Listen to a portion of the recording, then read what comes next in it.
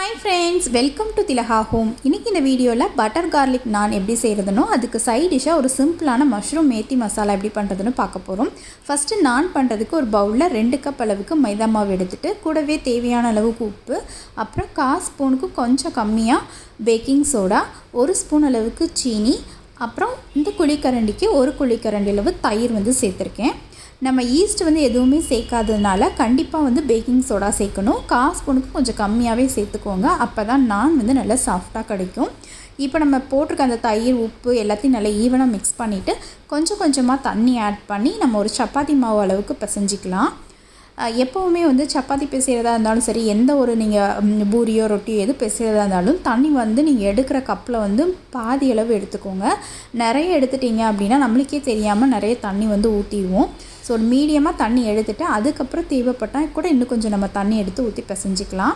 So நான் முதல்ல ஒரு 1/4 கிளாஸ் அளவுக்கு தண்ணி ஊற்றி பிசைஞ்சிக்கிட்டேன். அது பத்தலை, அதனால் இன்னும் கொஞ்சம் தண்ணி ஊற்றி ஒரு சப்பாத்தி மாவு பதத்துக்கு நான் பிசைஞ்சு எடுத்துக்கிட்டேன். இப்போ எண்ணெய் எதுவுமே இதில் சேர்க்கலை.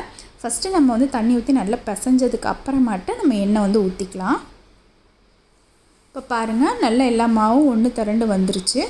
இப்போ ஒரு 2 ஸ்பூன் அளவுக்கு எண்ணெய் சேர்த்துக்கலாம். நம்ம நார்மலாக நம்ம வீட்டில் என்ன குக்கிங் ஆயில் யூஸ் பண்ணுவோமோ அதே இதில் 2 ஸ்பூன் அளவுக்கு எண்ணெய் ஆட் பண்ணிக்கோங்க. எண்ணெய் ஆட் பண்ணிவிட்டு ஒரு 5 நிமிஷம் நல்லா மாவில் ப்ரெஷர் கொடுத்து நல்லா பிசைஞ்சிக்கோங்க. இந்த மாதிரி பவுலில் போட்டு உங்களுக்கு பிசைகிறதுக்கு கஷ்டமாக இருந்தால் இந்த மாதிரி கவுண்டர் டாப்லேயே நீங்கள் நல்லா போட்டு பிசைஞ்சிக்கோங்க.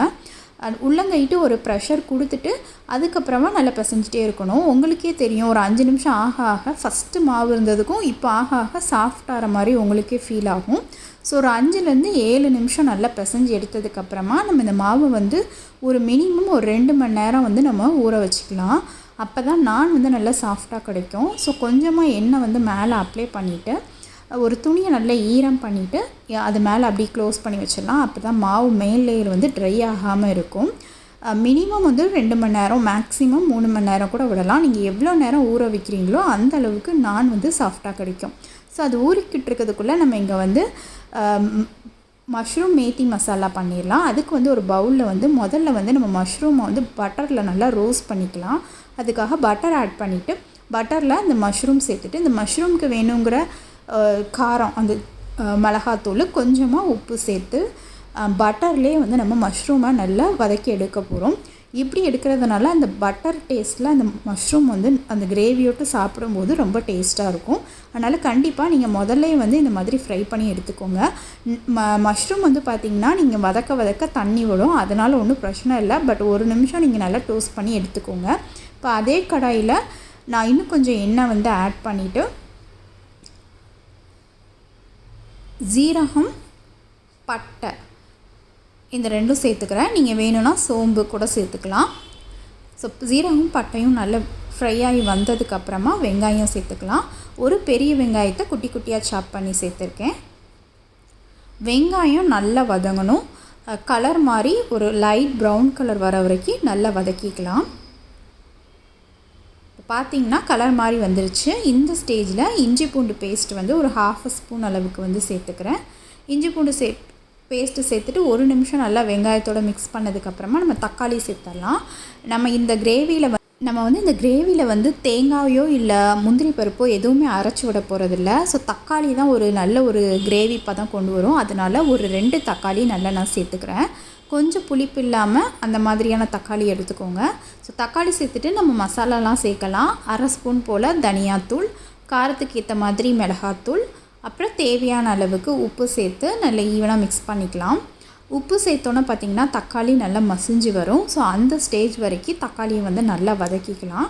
தக்காளி நல்லா தண்ணி விட்டு மசிஞ்சு வந்ததுக்கு அப்புறம் தான் நம்ம மஷ்ரூம் சேர்க்கணும். ஏன்னா ஆல்ரெடி மஷ்ரூமும் தண்ணி விடும். ஸோ ஓவர் தண்ணி ஆகிடும். அதனால் தக்காளி நல்லா மசிஞ்சு தண்ணிலாம் விட்டு வந்த பிறகு மஷ்ரூம் சேர்த்துக்கலாம். இப்போ தக்காளி நல்லா மசிஞ்சு வந்துருச்சு.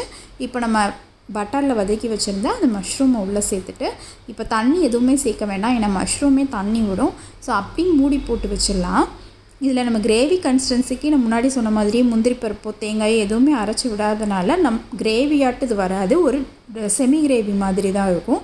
பட் நானோட வச்சு சாப்பிட்றதுக்கு ரொம்ப நல்லாயிருக்கும். இப்போ ஒரு 5 நிமிஷம் நல்லா மூடி போட்டு எடுத்ததுக்கப்புறமா நான் கொஞ்சமாக அந்த கிரேவி பதத்துக்காக கொஞ்சமாக தண்ணி ஊற்றி இன்னும் ஒரு 2 நிமிஷம் கொதிக்க விட்டுக்கிறேன். இப்போ கொஞ்சம் கரம் மசாலா மட்டும் ஒரு 1/2 ஸ்பூன் அளவுக்கு சேர்த்துக்கிறேன். கரம் மசாலா வந்து நீங்கள் எப்போவுமே வந்து ஃபைனலாக சேர்த்திங்கன்னா அதோடய ஃப்ளேவர் வந்து நல்லா அந்த கிரேவியில் தெரியும். ஸோ அதனால் ஃபைனலாக சேர்த்துக்கோங்க. அப்புறம் முக்கியமாக இதில் வந்து கஸ்தூரி மேத்தி சேர்க்கணும். இந்த மேத்தி ஃப்ளேவரில் வந்து அந்த மஷ்ரூம் வந்து சூப்பராக இருக்கும். ஸோ வந்து கொஞ்சமாக மேத்தி வந்து நிறைய சேர்த்துட்டிங்கன்னா கசப்பு தன்மை வந்துடும். அதனால் ஒரு 1/4 ஸ்பூன் அளவுக்கு கஸ்தூரி மேத்தி எடுத்து 2 கைட்டும் நல்லா க்ரஷ் பண்ணி உள்ளே சேர்த்துடலாம். அவ்வளோதான், சூப்பரான நம்மளோட மஷ்ரூம் மேத்தி மசாலா ரெடி ஆகிடுச்சு.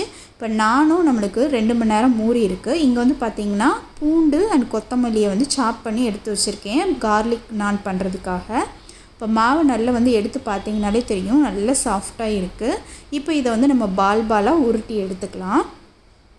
நான் 2 கப் அளவுக்கு வந்து மைதா மாவு எடுத்தேன். அதுக்கு வந்து ஒரு 10 நான் வந்து நம்ம செய்யலாம். இதே ப்ராசஸை வந்து நீங்கள் கோதுமை மாவுலும் செய்யலாம். ஸோ மைதா மாவு உங்களுக்கு வேண்டாம் அப்படின்னு நினச்சிங்கன்னா கோதுமை மாவுலையும் இதே மாதிரி செஞ்சு பாருங்கள். பட் மைதா மாவு டேஸ்ட் அளவுக்கு கோதுமை மாவில் கிடைக்காது. ஆனால் அதுவும் நல்லா தான் இருக்கும். நீங்கள் ட்ரை பண்ணி பார்க்கலாம்.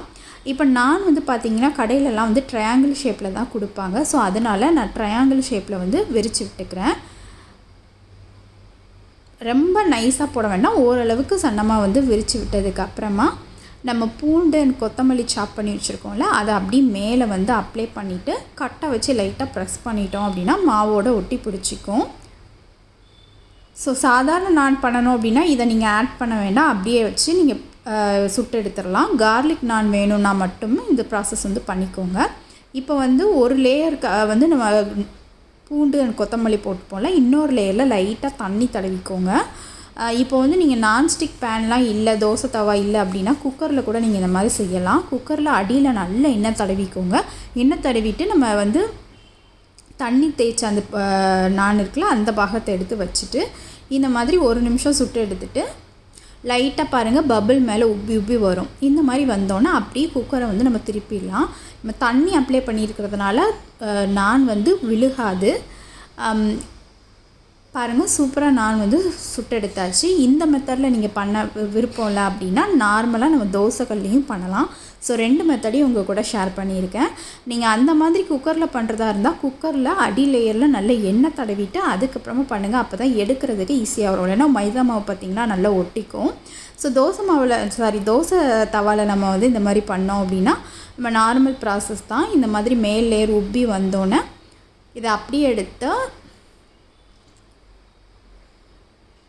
நம்ம டேரெக்டாக ஃப்ளேமில் வந்து காட்டிக்கலாம். இதுக்கு வந்து அந்த பிளேட் ஜல்லடை மாதிரி ஒரு கரண்டி வந்து உண்டு. ஸோ அது இருந்துச்சுன்னா அது மேலே கூட வச்சுக்கலாம். என்கிட்ட அது இல்லாதனால நான் டேரெக்டாக வந்து கேஸ் ஸ்டவ்லேயே வந்து காமிக்கிறேன். இந்த மாதிரி டேரெக்டாக ஃப்ளேம்லேயும் சுட்டு எடுக்கலாம். ஸோ 2 மெத்தட்லேயும் நீங்கள் செய்யலாம். ஸோ எந்த பக்கம்லாம் படலையோ அதெல்லாம் லைட்டாக அப்படி காட்டிட்டு நல்லா சுட்டு எடுத்துக்கோங்க.